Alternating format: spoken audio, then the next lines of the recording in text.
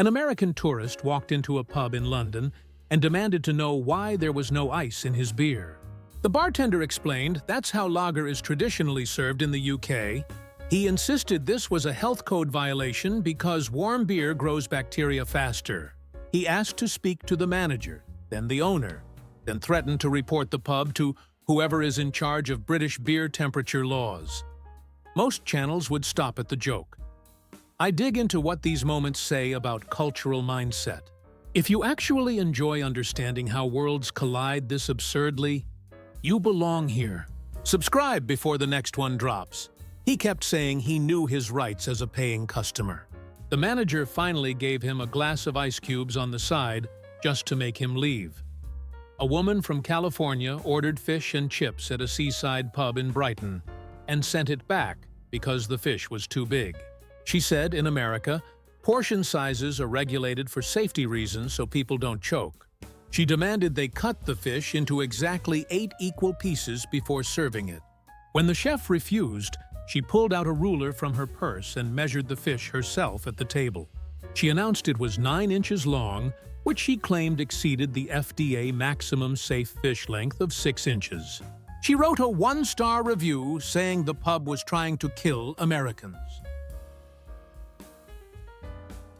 Tourist in Edinburgh complained that the pub's Guinness tasted different from the Guinness at his local Applebee's. Back in Ohio, he accused the bartender of using expired beer or watering it down. He demanded to see the expiration date on the keg. When told Guinness tastes different in the UK because it's brewed differently and doesn't travel as far, he said that was false advertising and he wanted the real American Guinness. He called corporate headquarters in Dublin to complain. They had to explain to him that Ireland is not in America. A couple from Texas walked into a country pub in the Cotswolds and asked if they could get British food. The bartender suggested shepherd's pie or bangers and mash. They said no. They wanted authentic British food like the Queen eats. They insisted the pub must have cucumber sandwiches with the crusts cut off and scones with clotted cream. When told this was a pub, not a tea room, they got offended and said they'd traveled 4,000 miles to experience real British culture. They demanded a full Victorian afternoon tea service. The bartender pointed them to the sandwich menu and walked away. A man in Manchester ordered a hamburger and was outraged when it arrived without American cheese. He claimed he specifically said hamburger, which legally has to include American cheese, not cheddar. He said the word hamburger is copyrighted by the United States, and using it for a burger without American cheese is trademark infringement. He threatened to report the pub to the American embassy. When the bartender offered to add cheddar, he refused and said it would contaminate the integrity of the burger. He ate the entire thing while complaining loudly, then left no tip because tipping isn't customary in the UK and he was just respecting local culture. A tourist in Bath asked the bartender why the TV wasn't showing American football. It was a Sunday afternoon in September, so the pub was showing English Premier League football. He explained he was American and needed to watch the NFL. When told they don't broadcast American football here, he said that was discrimination based on national origin.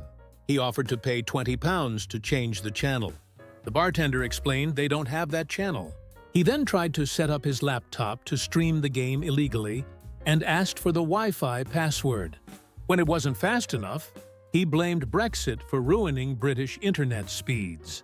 A woman from Florida complained that the pub's bathroom didn't have enough space between the floor and the bottom of the stall door.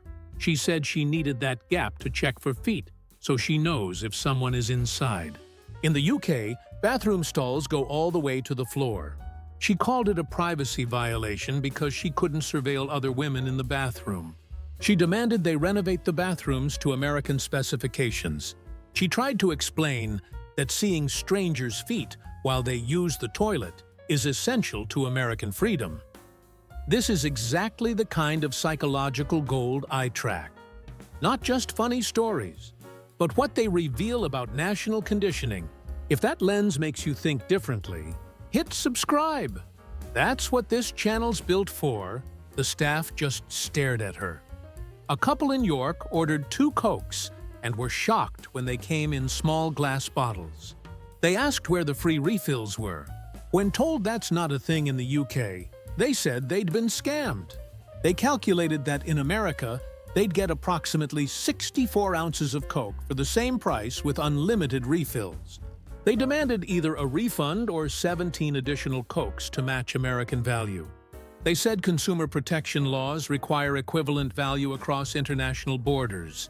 They'd actually looked up the exchange rate and done math to prove they were being financially oppressed. The bartender gave them tap water for free, and they left a negative review about socialism. A man from Arizona walked into a pub in Cornwall at 4 in the afternoon and asked for breakfast. When told they stopped serving breakfast hours ago, he said it's currently 9 in the morning in Arizona, so technically it's breakfast time. He insisted his internal clock is still on Arizona time, and discriminating against time zones is a form of prejudice. He pulled up the time in Phoenix on his phone as proof. He demanded they make him eggs and bacon because his body thinks it's breakfast, and forcing him to eat lunch could cause digestive trauma. He said he'd traveled internationally before, and every country accommodated his home time zone. The pub did not make him breakfast. A tourist in Liverpool complained that the pub was too old. She said she specifically came to Britain to see old buildings, but this pub was dangerously old.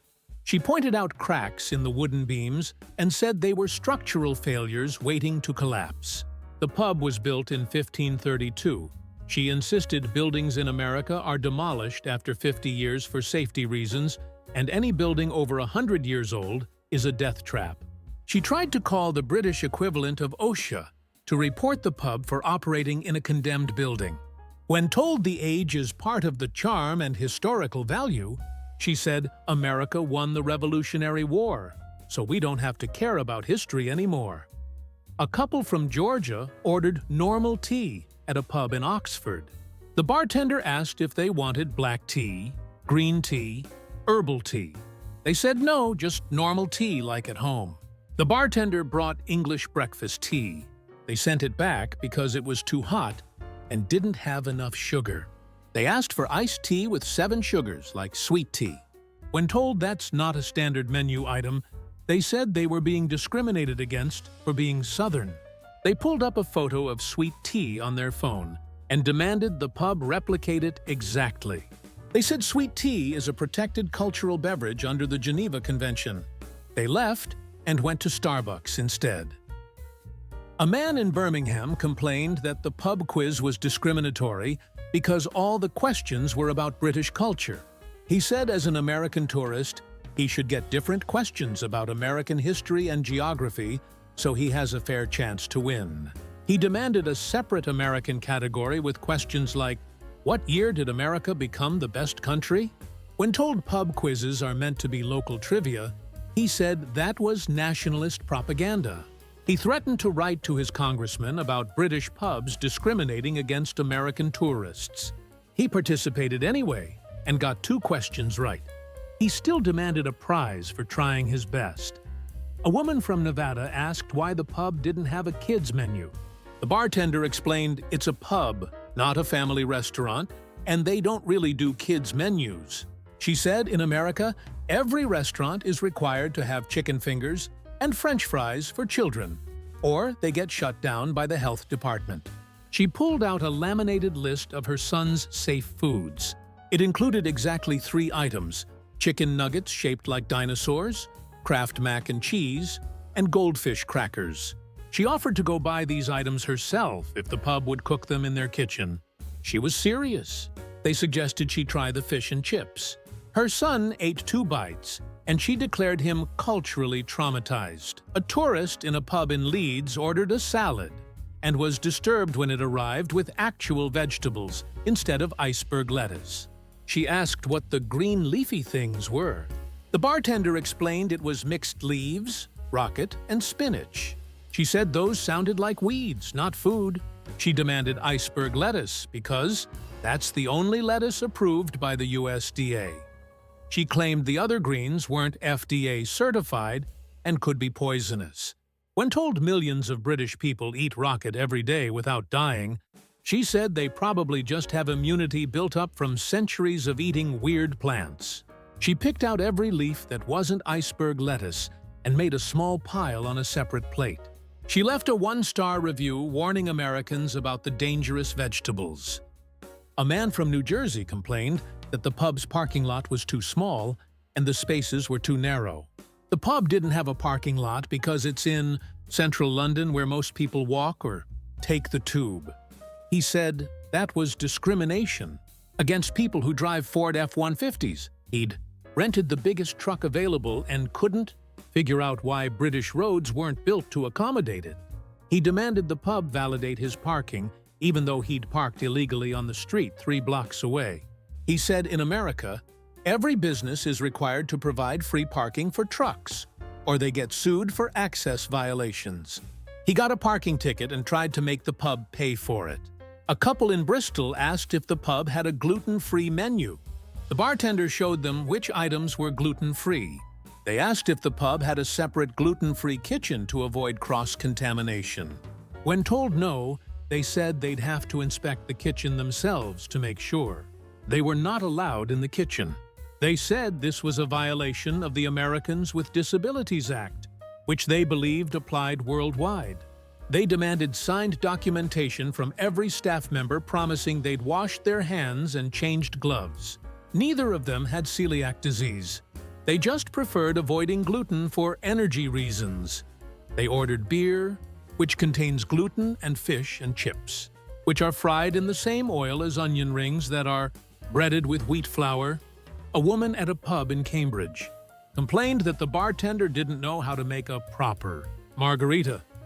The bartender explained they're a British pub and mostly serve beer, wine, and standard spirits. She insisted every bar in the world should know how to make a margarita because it's the most popular drink in America.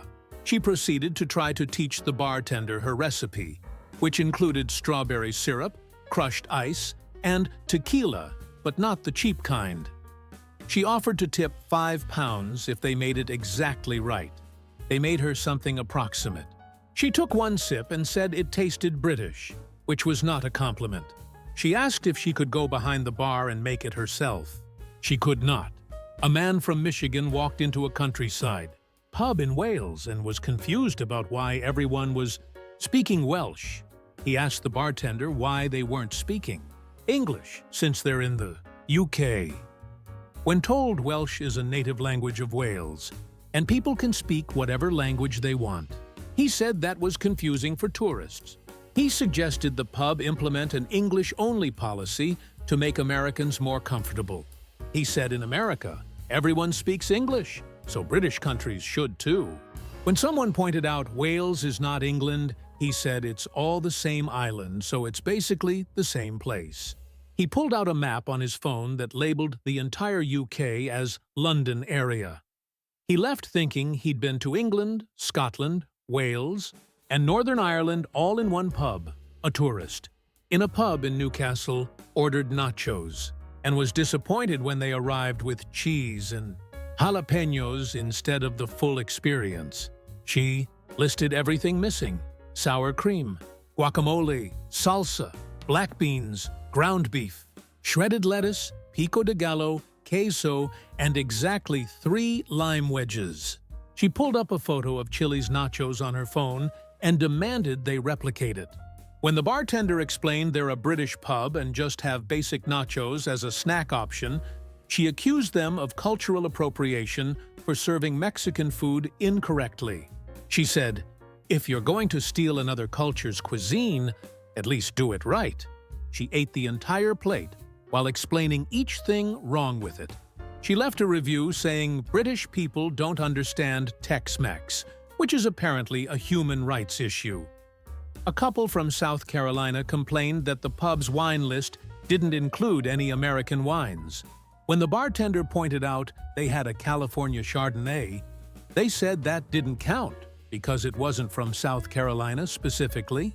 They said they only drink wine from their home state to support local businesses.